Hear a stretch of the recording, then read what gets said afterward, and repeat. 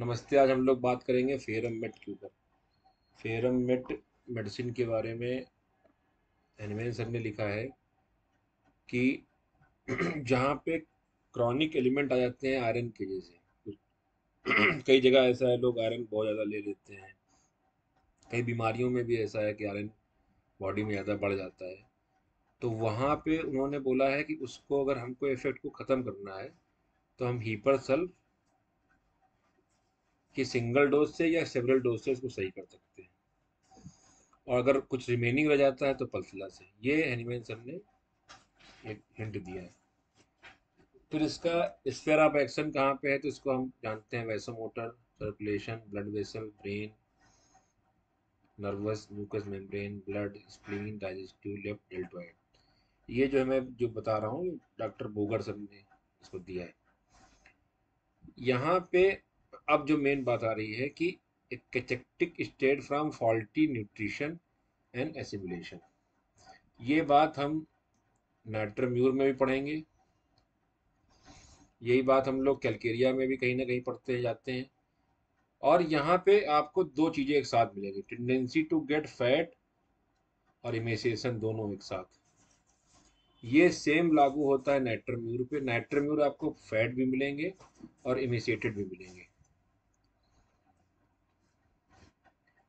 Relaxation and weakness of entire musculature with emaciation, muscles feeble and easily exhausted from slight exertion. ये बहुत ही important point है, जिसकी वजह से मैं कई पेशेंट में जो लोग बोलते हैं मैं कुछ काम करता हूँ तो मुझे बुखार आ जाता है, क्योंकि मसल्स की जो प्रोटीन है, मसल प्रोटीन है, ब्रेक करती है। तो उन लोगों का सी रिएक्टिव प्रोटीन बढ़ा हुआ आता है और जरा से एग्जर्शन से उनको फीवर आ जाता है। उन केस में मैंने इसको बहुत अच्छे से यूज़ किया है फेरम को, और बहुत अच्छा रिजल्ट आता है। और केस में और भी सिम्टम रहते हैं। एक पॉइंट बता रहा हूँ कि एंट्री में कहाँ से करता हूँ। सीडोप्लेथोरा के बारे में आपने कई बार पढ़ा होगा। जो रिलैक्सेशन वर्ड है, ये बहुत इंपॉर्टेंट वर्ड है। ये डॉक्टर केंट यूज करते हैं कि relaxation runs through out the remedy. ये रिलैक्सेशन आपको पूरी रेमडी में मिलेगा। जहाँ पे भी आपको मस्कुलेचर में रिलैक्सेशन मिल रहा है, आपको इस मेडिसिन के बारे में सोचना है। क्यूप्रम में स्पाज्म मिलेगा, यहाँ पे आपको रिलैक्सेशन मिलेगा। नक्स भूमिका में आपको रिजिड फाइबर मिलेंगे। तो हर मेडिसिन अपनी एक कहानी बता रही है। यहाँ पे जैसे हेमरेज, ब्लड लाइट और लंपी कॉगुलेट इजिली। और आप नाइट्रम्यूर में इसका अपोजिट पाएंगे, वहाँ पे कॉगुलेशन नहीं होता है। तो अगर आपको नाइट्रम्यूर और फेरम मेट को डिफ्रेंशिएट करना हो तो आप इसलिए डिफ्रेंशिएट कर सकते हैं। Blood vessel distended, specially those head, face and feet, red part become white, increase of watery element of blood and decrease of solid. ये बहुत इंपॉर्टेंट है। यहाँ पे भी जो ग्लोबिन पार्ट है वो बॉडी वो कम होने लगता है, प्रोटीन कम होने लगती है, इसलिए वाटरी एलिमेंट बढ़ जाता है। ये जो कुछ अलग पॉइंट जो पॉइंट है, ये आपको तीन दवाओं में बहुत ही इंपॉर्टेंट से मिलेंगे। वो है चाइना, नाइट्रम्यूर, और तीसरा है फेरम। आपने अक्सर देखा होगा कि पेशेंट आता है थायराइड का, और आप उस पे उसकी जो स्वेलिंग होती है उस पर जब आप प्रेशर करते हैं इंगली से, तो वहाँ पे एक गड्ढा पड़ जाता है। तो ये एक इंडिकेशन है कि क्या ये फेरम तो नहीं है। कि body blotted pressure with finger leave indentation. Bovista में क्या है कि सिंपली उसने इसे पकड़ा तो इंडेंटेशन हो गए।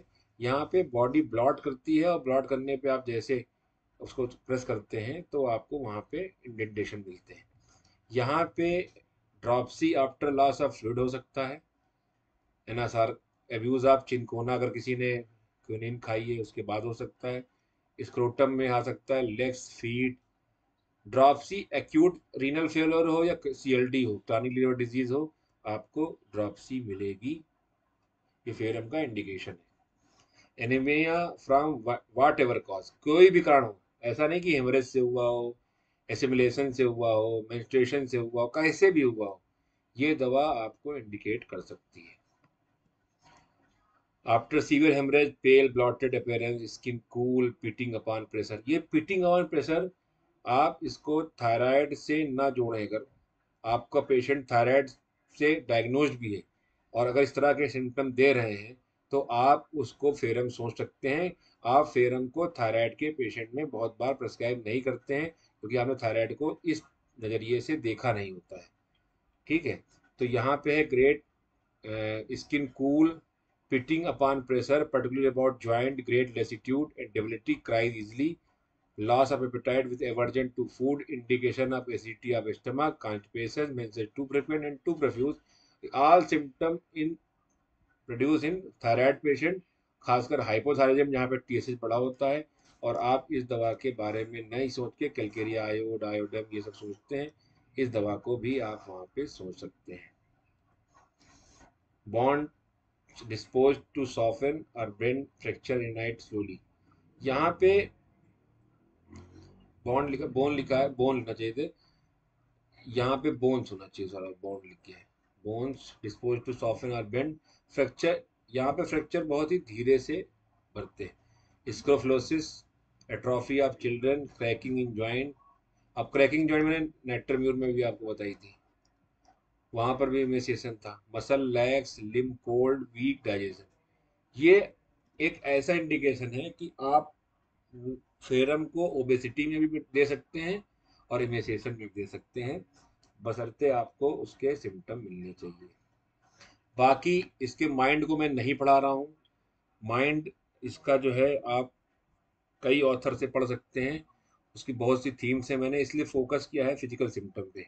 माइंड में इसकी बहुत सी जैसे खास बात है कि कॉन्ट्राडिक्शन इंटॉलरेंस, ये बहुत इंपॉर्टेंट पॉइंट है जो आपको मिलेगा इग्निशिया, फेरम, ऑरम, लाइकोपोडियम में, कि जरा सा आप इनकी बात काट नहीं सकते हो। विजयकर सर जो एक पॉइंट बहुत ज़्यादा इसके लिए यूज करते थे वो था पॉजिटिवनेस। फेरम को सर बोलते थे बहुत ही पॉजिटिव मेडिसिन होती है, और ये इसी से वो फेरम फास्ट, फेरम सल्प और फेरम आयोड, फेरम म्यूर इन दवाओं को प्रेस्क्राइब करते थे। वो फेरम के अंदर एक चीज निकालते हैं पॉजिटिव, और कई परिस्थिति, विपरीत परिस्थितियों में भी पॉजिटिव रहता है। एक जो पॉजिटिव रूब्रिक है उसमें सीपिया, लेकेसिस, फेरम आपको बहुत इंपॉर्टेंट से मिलेंगी।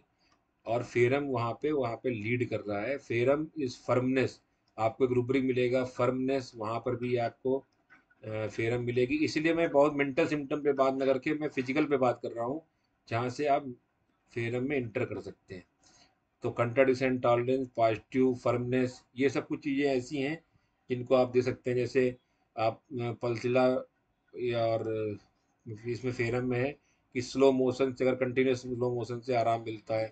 ये सब चीज़ें मैं इसलिए नहीं लिया हूँ, मैंने उन चीज़ों को लिया हूँ जो आपने आपसे अनटच्ड है। ठीक है, तो मैंने बहुत मेंटल सिम्टम पे भी ज़्यादा फोकस नहीं किया है, बस थोड़ा सा बताया है कि इसमें आपको क्या चीज़ मिलेगी। फेरम में एक पॉजिटिविटी मिलेगी, फर्मनेस मिलेगी, और जो उसको एक और दवाओं से अलग बनाती है। और इसमें सबसे जो इम्पोर्टेंट चीज़ है कि आप इसमें ड्रॉपसी दे सकते हैं। और यहाँ पे जो है रिलैक्सेशन है, इस पॉइंट को मैंने डॉक्टर केंट से पकड़ा कि उन्होंने बोला कि initiation runs through out the remedy. आप देखो, हार्ट है, हार्ट डायलेट कर दिया, रिलैक्स कर दिया, मतलब यहाँ पे हर चीज डायलेट करना, रिलैक्स करना, क्योंकि यहाँ पे जो मेडिसिन है वो रिलैक्सेशन प्रोड्यूस कर रही है। ठीक है, तो अगर कोई पैथोलॉजी ऐसी है जहाँ पे रिलैक्सेशन, जहाँ पे हार्डनेस, हाइपरट्रॉफी आ रही है, वहाँ पे आयरन इंडिकेट नहीं करेगी, वहाँ पे ऑरम इंडिकेट कर सकती है, और भी दवाएं कर सकती हैं। यहाँ पे हाइपरट्रॉफी प्रोड्यूस न करके वो रिलैक्सेशन प्रोड्यूस करता है, इसीलिए यहाँ पे वर्ड आएगा एट्रॉफी। तो ये एट्रॉफी प्रोड्यूस कर रही है, रिलैक्सेशन प्रोड्यूस कर रही है, मसल्स का जो वॉल्यूम है उसको कम कर रही है। तो ये रिलैक्स करने वाली मेडिसिन है, रिलैक्स करने वाली मेडिसिन है। ठीक है, तो इसको आप पढ़िए और अप्लाई करिए। Thank you.